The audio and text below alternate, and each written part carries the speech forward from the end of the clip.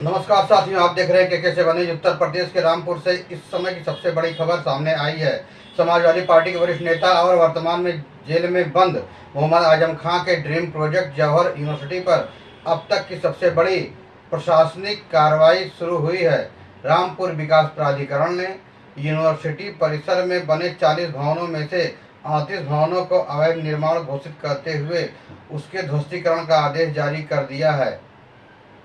संस्थान को 15 दिन का अंतिम नोटिस दिया गया है।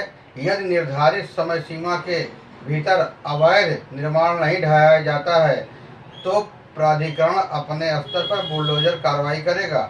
आखिर प्रशासन ने यह फैसला किन कानूनी तकनीकी आधारों पर लिया, आइए पूरी रिपोर्ट विस्तार से समझते हैं।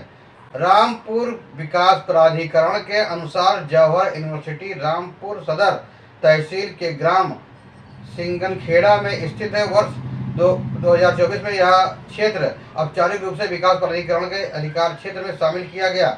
इसके बाद प्राधिकरण ने संस्थान से स्वीकृत भवन मानचित्र, लेआउट प्लान, भूमि उपयोग निर्माण अनुमति तथा कंप्लीशन सर्टिफिकेट से जुड़े दस्तावेज मांगे। तकनीकी साक्ष्यों के दौरान भवनों की फाइलों का रिकॉर्ड, नक्शों का सत्यापन और निर्माण की वैधानिक स्थिति का परीक्षण किया गया।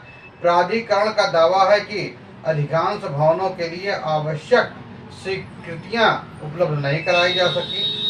प्रशासन का कहना है कि किसी भी कार्रवाई से पहले प्राकृतिक न्याय के सिद्धांत का पालन किया गया।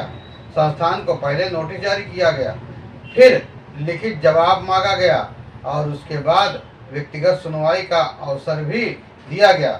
सभी दस्तावेजों की जांच और पक्षों की दलीलें सुनने के बाद यह निष्कर्ष निकाला गया कि कुल 40 भवनों में से केवल 2 भवनों के मानचित्र स्वीकृत पाए गए, जबकि शेष 38 भवन बिना स्वीकृत मानचित्र के निर्मित हैं। इसी आधार पर इन्हें अवैध निर्माण की श्रेणी में रखा गया। जौहर यूनिवर्सिटी की ओर से यह तर्क दिया गया कि जब इन भवनों का निर्माण हुआ था तब यह क्षेत्र रामपुर विकास प्राधिकरण के अधिकार क्षेत्र में शामिल नहीं था, इसलिए वर्तमान नियम लागू नहीं किया जा सकता।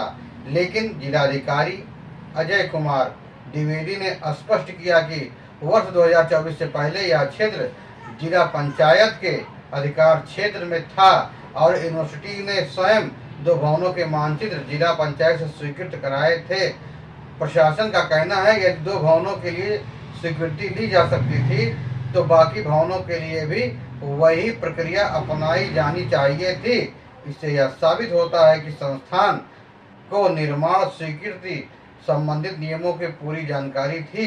रामपुर विकास प्राधिकरण ने यह कार्रवाई उत्तर प्रदेश नगर नियोजन एवं विकास अधिनियम 1973 की धारा 21(1) के तहत की है।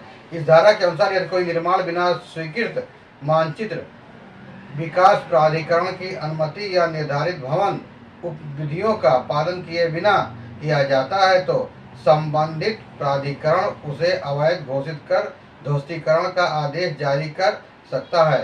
भवनों के निर्माण के दौरान सेटबैक, भूमि उपयोग, संरचनात्मक सुरक्षा, अग्नि सुरक्षा मानक एवं अन्य तकनीकी मानकों का पालन अनिवार्य माना जाता है। इन नियमों का उद्देश्य शहरी विकास को सुरक्षित और व्यवस्थित बनाए रखना है। अब इन मामलों में सबसे महत्वपूर्ण चरण अगले 15 दिनों का होगा। यदि संस्थान स्वयं अवैध निर्माण नहीं हटाता है तो रामपुर विकास प्राधिकरण प्रशासनिक और पुलिस बल की मौजूदगी में ध्वस्तीकरण की कार्रवाई कर सकता है। हालांकि कानूनी विशेषज्ञों का मानना है कि संस्थान चाहे तो इस आदेश को उच्च न्यायालय में चुनौती देकर अंतरिम राहत की मांग भी कर सकता है।